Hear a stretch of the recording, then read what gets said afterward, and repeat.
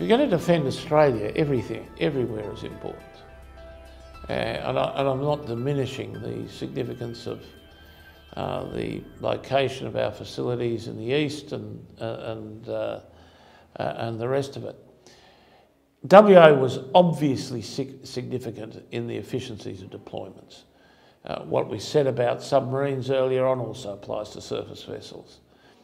It is an obvious naval point of advantage. It's also an obvious air point of advantage. So you go up to and take a look at Learmonth and Curtin air bases.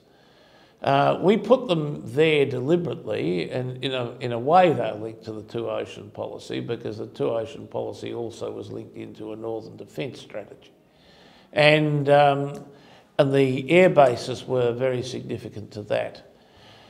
The air bases, the main focus of course is Tyndall, but the air bases in Curtin in particular have an interesting proximity to some of the zones where, if you're looking at how we effectively defend our approaches, it's probably in some areas a bit closer than Tyndall is. But those two bases, Curtin and Tyndall, would become, are critical to our effective defence of our approaches in the zone from which a threat would most likely emerge. That's looking at it that way. If you're looking at how on this side of the archipelago we build the relationships we need to build for an effective defence, that brings in India. And that's the... that really is our point of intersection. You might say our point of intersection with India would be in the Arabian Sea, but not really. It's more in the Bay of Bengal. And so that's the... that rather than the Arabian Sea will be our main focus with India. Because, again, it's related to that critical archipelago. It's related to the Indo-Pacific connection. And what do we do with India? Well, whatever we want to do with India, but quite clearly that's a naval component to that as well. But then you've got the Army. I think the Army, as the years go by, is going to become more and more a Marine Corps. Its amphibious component is going to become more and more significant. It never will be called a Marine Corps. But there's always going to be, on a rotational basis, one battalion of the Army performing essentially a marine service. So that, I suppose, you can draw from anywhere, but in Australia I'm talking about, you can draw that from anywhere. But you've always... You're unwise to leave a third of your country denuded of major elements of the services. And it really, apart from the Special Forces, which is a big apart from, we're pretty denuded on the Army front. We've got some reserve units. That's about the strength of it. We focus on battalions and brigades. And there is just an unimpeachable case for a battalion here that would be a battalion capable of collaborating with the reserve units, particularly in the north, to focus on and develop a realistic understanding of the environmental conditions of operations across the north. And they'd do it best from here.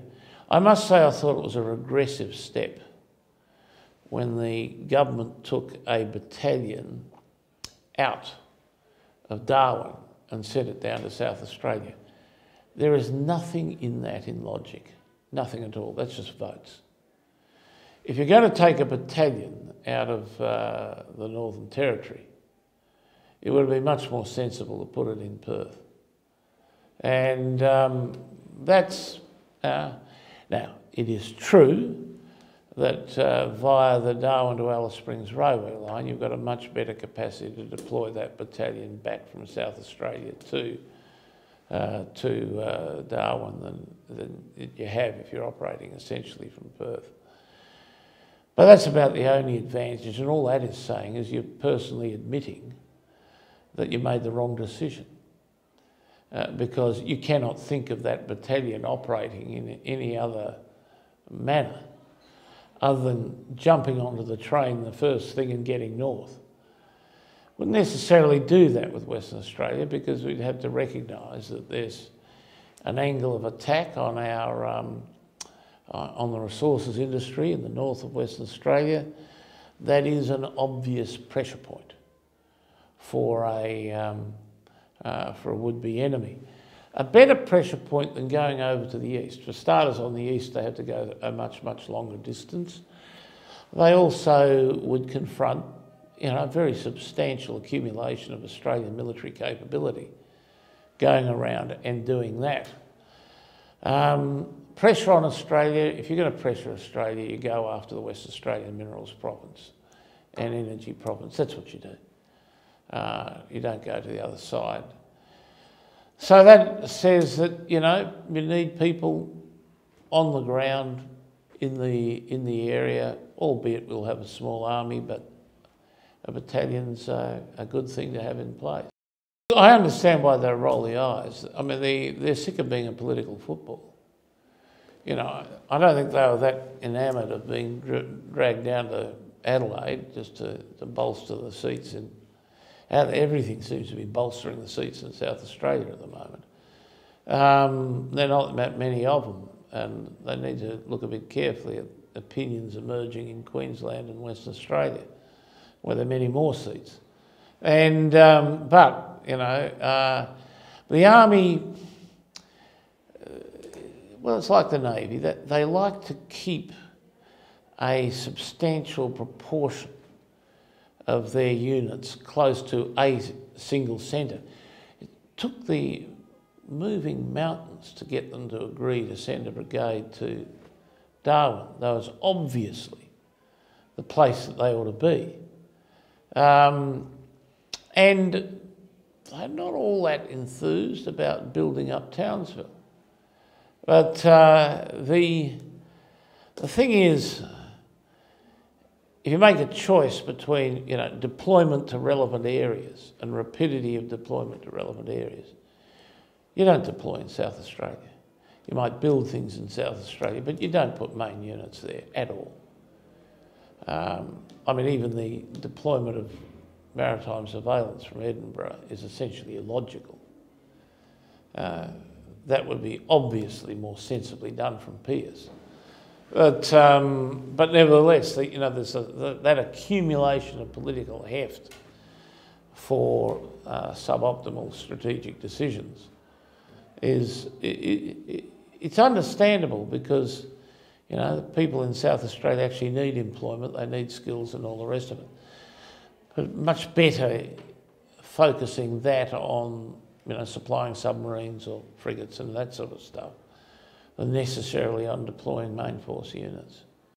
It does possibilities too in deployments of destroyers and frigates from places like Stirling. I think you're right in all of that, but I don't think you're going to find any support in the army for what we've just been talking about. It'll have to be a matter of ministerial deliberation for that to occur. The army is as dispersed as it wants to be. The army's consciousness is around their main training facilities and the ab initio training facilities, which are all in the southeast. Large proportions of the army come from that, and if they're going to move out of that zone, their movement of preference is to Queensland. And I mean, these are no bad things. We fought most of World War II out of Queensland. We ought not to forget that. The Japanese, as it turned out, didn't come down, though we thought they might, to Australia through Perth. And there's a very good reason, of course, why they did not. I mean, once you got to Perth, where else do you go?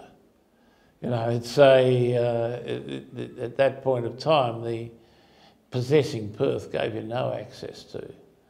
And when you look at the Japanese conceptions of distance, we're used to the idea of Perth-Sydney. Any other country in the region above us, looking at the distance Perth-Sydney, thinks that it's an absolutely insurmountable physical obstacle to be able to do the things that they want to, and it would be too. Can you imagine with the type of infrastructure that there was there then and our ability to sabotage it? Can you imagine the Japanese trying to fight two divisions across the Nullarbor Plain? It would have been an absolute logistic nightmare for them. The best they could hope for out of Perth was a base to do an amphibious assault. There's an interesting debate. There was a set of circumstances in which the Army would be pleased to deploy a battalion to Western Australia, and that was on the cards then. But that was as a substitute for the SAS, because the Army leadership has always wanted the SAS back in Sydney. I've said, of course, that's a more useful location for counter-terrorist purposes. But also the Army has always been concerned about oversight and control of the SAS. And the SAS has been always concerned not to have Army oversight and control. So the SAS has always been very enthusiastic about staying at Campbell Barracks and not going east.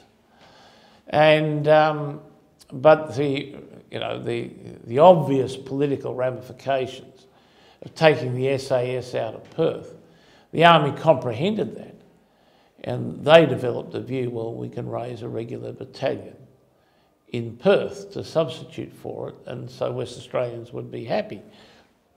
I think probably on the whole West Australians would be, but SAS wasn't. That's not what they wanted to see happen at all. I think if you had a battalion in Perth, right, the first thing they would do would be go to the vulnerabilities of the north. Absolutely. You know, if you look at anyone who's putting pressure on us, that's where it's going to end up.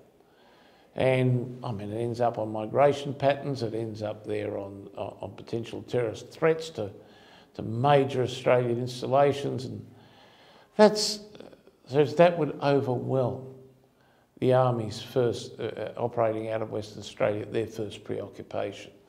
Because one of the things they discover is that when you deploy something as big and as strong as a battalion, you suddenly realise how underestimated you have been on the level of threat, because you actually have to hand a tool to do more about it. And when you do more about it and think more about it, you suddenly see, ooh, we should have thought these things through a bit more systematically. So you've got, you would find very quickly that the Army would have that as a focus. After that, I think the Army would be a bit in marine context, and it would become a sort of collaborative unit in that context with people who are emerging as our interlocutors in the region. It has to be said, a battalion does not impress the Indian Army, but it might be a useful point in dissecting it with the Indian amphibious operations. So, but I would think if we had a battalion here, you'd have to see their priorities not across the Indian Ocean, but from the Indian Ocean, and that would be massively in the northwest.